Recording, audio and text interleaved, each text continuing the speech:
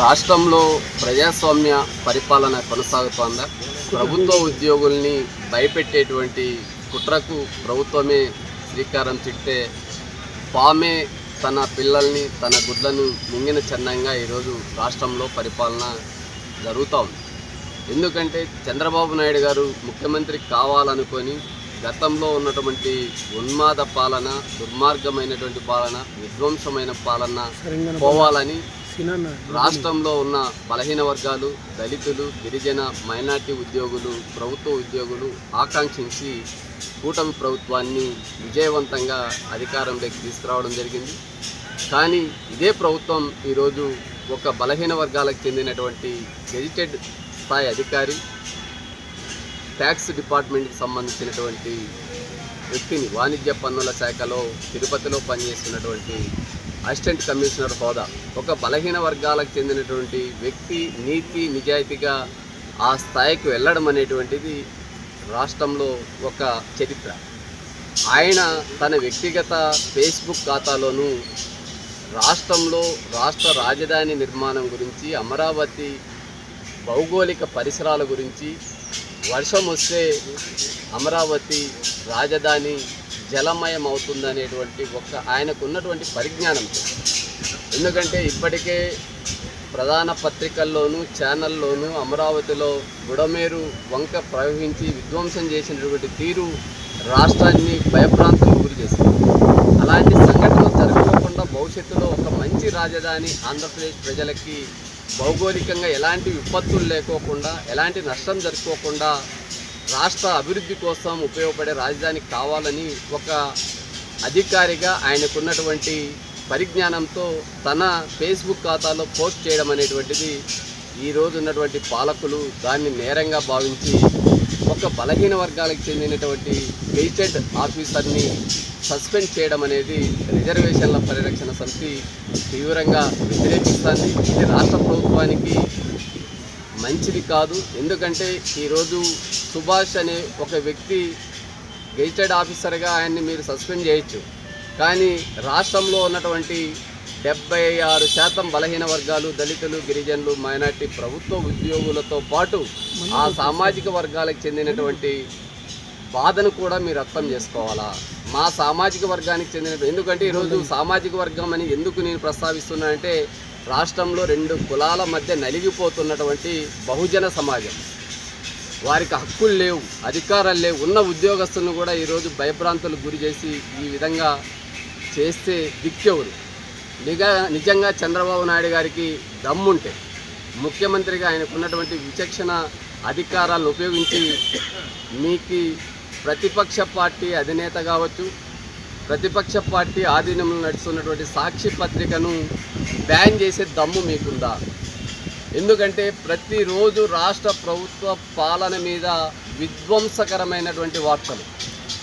మీకు దమ్ముంటే లోకేష్ గారు, మీకు దమ్ముంటే చంద్రబాబు నాయుడు గారు ఆ సాక్షిని బ్యాన్ చేయండి, సాక్షి ఛానల్ను బ్యాన్ చేయండి. మీ 2 కులాల మధ్య ఆధిపత్య పోరులో ఆవులు కొట్లాడితే లేత దూడ కాళ్ళు ఏ విధంగా ఇరుగుతున్నాయో అలా ఈరోజు రాష్ట్రంలో బలహీన వర్గాల పరిస్థితి దయనీయంగా తయారైంది. ఎస్సీ ఎస్టీలు మాకంటే చాలా గౌరవంగా బతుకుతూ ఉన్నారు. వారికి రాజ్యాంగబద్ధమైన హక్కులు ఉన్నాయి, చట్టబద్ధమైనటువంటి రిజర్వేషన్లు ఉన్నాయి. ఎస్సీ ఎస్టీ అట్రాసిటీ యాక్ట్ ఉండడం వల్ల వారు వాళ్ళ యొక్క గౌరవాన్ని కాపాడుకునే పరిస్థితి ఉంది. బీసీలకు వచ్చేపాటికి ఎలాంటి రాజ్యాంగబద్ధమైన హక్కులు లేవు, స్వేచ్ఛను కూడా వ్యక్తిగతంగా పొందేటువంటి హక్కు లేకోకుండా ఈరోజు విధ్వంసంగా అణిచివేతకు గురవుతుంది. నిజంగా బీసీ ప్రజాప్రతినిధులారా, గంగిరెద్దుల మాదిరి మీరు తల ఊపద్దండి. మంత్రులు ఉన్నారు, ఎమ్మెల్యేలు ఉన్నారు, ఎంపీలు ఉన్నారు. నిజంగా సుభాష్ అనేటువంటి వ్యక్తి అవినీతిపరుడైతే సస్పెండ్ చేయండి, లేదా రూల్స్కి విరుద్ధంగా అధికారిగా ఆయన చర్యలు చేపట్టితే సస్పెండ్ చేయండి. రిజర్వేషన్ వర్గాలకు చెందిన వ్యక్తి అని చెప్పి తప్పు చేస్తే సమర్థించేటువంటి వ్యక్తిని కాదు నాగరాజు. ఆ ఉద్యోగి వెనక మాట్లాడినటువంటి తీరు నిజంగా ప్రభుత్వానికి ఒక హెచ్చరికగా, భవిష్యత్ తరాలకు ఉపయోగపడే విధంగా మాట్లాడినారు.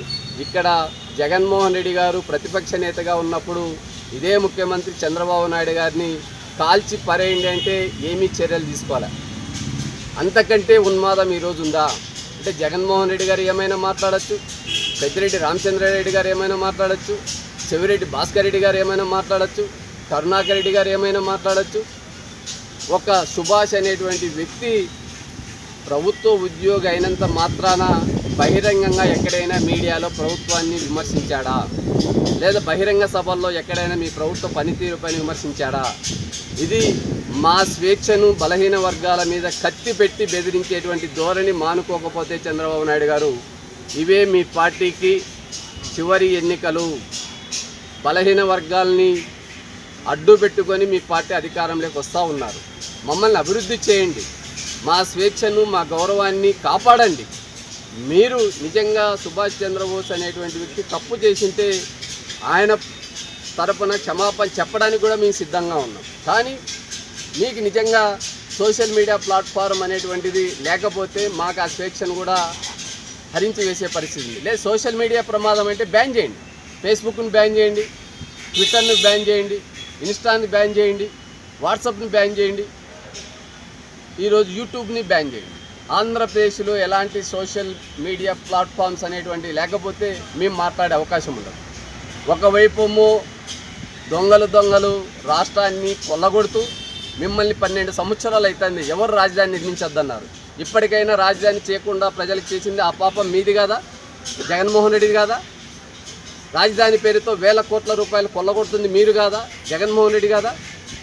రాష్ట్ర ప్రజల్ని కొల్లగొడుతూ రాష్ట్రాన్ని విధ్వంసం చేస్తూ నిజాయితీగా ప్రశ్నించిన నిజాయితీ అధికారి మీద, బలహీన వర్గాల అధికారి మీద చర్యలు తీసుకోవడం అనేటువంటిది మీ చేతగానితనం. ఇప్పటికే హెచ్చరిస్తున్నాం, సుభాష్ మీద సస్పెన్షన్ ఎత్తివేస్తారా లేదా మీ తెలుగుదేశం పార్టీ శాశ్వతంగా సస్పెన్షన్ గురయ్యే విధంగా బలహీన వర్గాల ఆగ్రహానికి గురవుతారా తేల్చుకోవాలని చెప్పి రిజర్వేషన్ల పరిరక్షణ సమితి హెచ్చరిస్తా ఉంది. ఫాలో చేయొచ్చు కదా అండి ప్లీజ్.